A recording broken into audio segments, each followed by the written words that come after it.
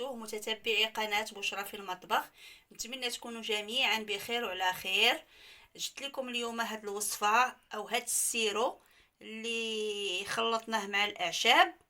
راه زوين بالنسبة للناس اللي عندهم البرد في الصدر ديالهم وكيكحوا سواء كانت الكحة ناشفة او عامرة. راه زوين الا كانت ناشفة كيعمرها، والا كانت عامرة راه ان شاء الله كتشربيه كتحيد لك هاد الكحة هادي، وكيتشافى لك الصدر ديالك، وكتولي تخرجي داكشي اللي كاين في الصدر ديالك. راه زوين ممتاز وناجح 100%. جربوه نتوما ما خاسرين حتى شي حاجة. ايوا نبقاو مع المقادير وطريقة التحضير. البنات، المقادير ديال هاد الوصفه هادي، وهاد الوصفه راه زوينه وفعاله بزاف لصحاب البرد واللي كتكون عنده الكحه، سواء كانت قديمه او جديده.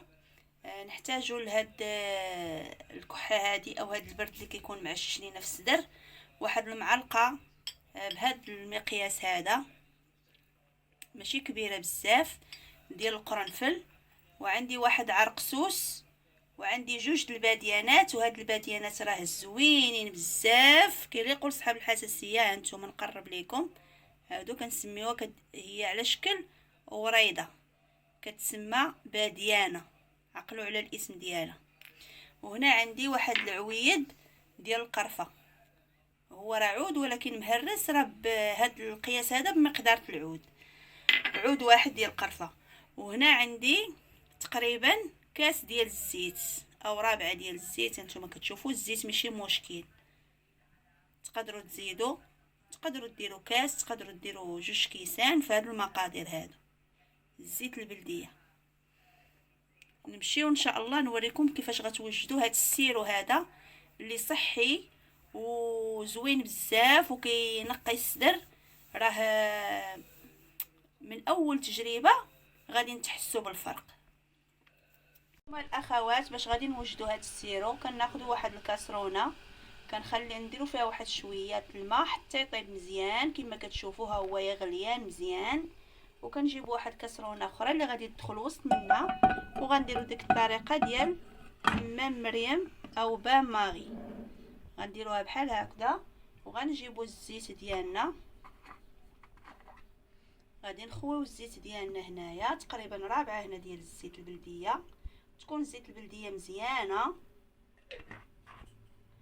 وغادي نجيبوا هاد الاعشاب ديالنا كما قلنا، عرق سوس، عرق او عود ديال القرفه، واحد عرق سوس، وواحد عود قرفه، ومعلقه كبيره ماشي ديك الكبارين ديال القرنفل، وعندي جوج ديال الباديانات.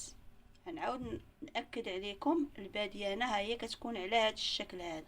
وهاد الباديانه راه زوينه وفعاله. الناس اللي عندهم هاد الوصفه هذه او هاد السيرو هذا داروه الناس اللي عندهم الربو. غادي نوضعوا هاد الاعشاب ديالنا في هاد الزيت، وغنبقاو نحركوا فيهم، نحركوا نحركوا نحركوا مزيان بهذه الطريقه هذه. بقيت تحكي نتيا، كنحركوا نحركوا باش تطلقوا لينا هاد الاعشاب هادو، يطلقوا لينا في هاد الزويته هذه مده ديال 20 دقيقه، وهو فوق البوطه وانت كتحركي باش كيطلقوا مزيان وكتجيك الوصفه مزيانه. اخوات، غادي تبقاو تحركوا فيه بهذه الطريقه هذه مده ديال 20 دقيقه، مره غتبقاو تحركوا باش يطلقوا لينا هاد العشيبات او هاد الاعشاب، يطلقوا لينا في هاد الزويته، وتكون الوصفه ان شاء الله ناجحه 100%.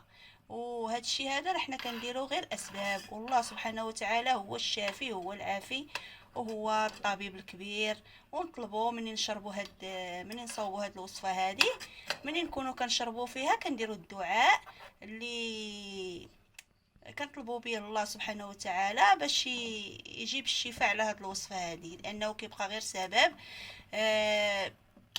بسم الله الذي لا يضر مع اسمه شيء في الارض ولا في السماء وهو السميع العليم.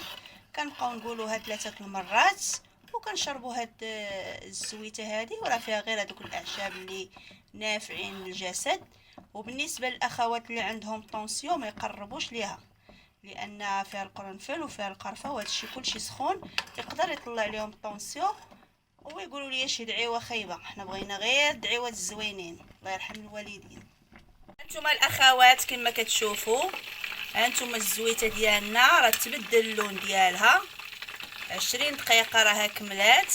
نتوما كتشوفوا ما ديروش الزيت نيشان فوق البوطه، كنديروه على هذه الطريقه هذه حمام مريم. وها هو كتشوفوا فيه كيغلى.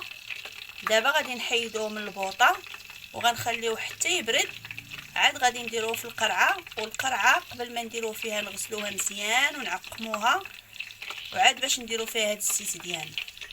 كما كتشوفوا الاخوات ها هو السيرو ديالنا وجد. نتمنى يعجبكم وتجربوه. هانتوما كتشوفوا راه تبدل اللون ديالو، وكنخليو هذاك سميتو داك الاعشاب فيه ما كنحيدوهمش، كنخليو. دابا راه باقي سخون واحد شويه حتى يبرد مزيان، وعاد نسدو عليه ونديروه في واحد المكان اللي ما يكونش معرض للضوء، ونبقاو نشربوه مثلا في الصباح قبل. بالنسبه للناس اللي كيصليو الفجر ياخذوا واحد المعلقه، من يصليو الفجر ياخذوا واحد المعلقه ويرجعوا يتكاو واحد الساعه ولا ساعتين عاد باش ياخذوا الفطور، الوجبه ديال الفطور ديالهم.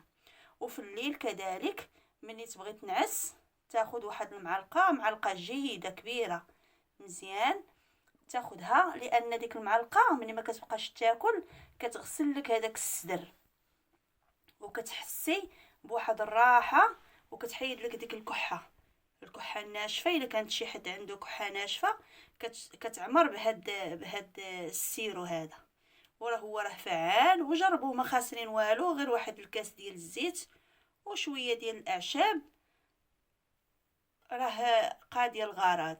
وبالنسبه للدراري الصغار حتى هما عطيوهم معلقه صغيره 2 المرات حتى هما في النهار، راه مزيان كيصفي وكينقي الصدر.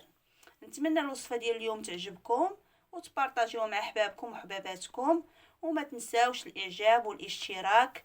والى اللقاء مع وصفه جديده ان شاء الله.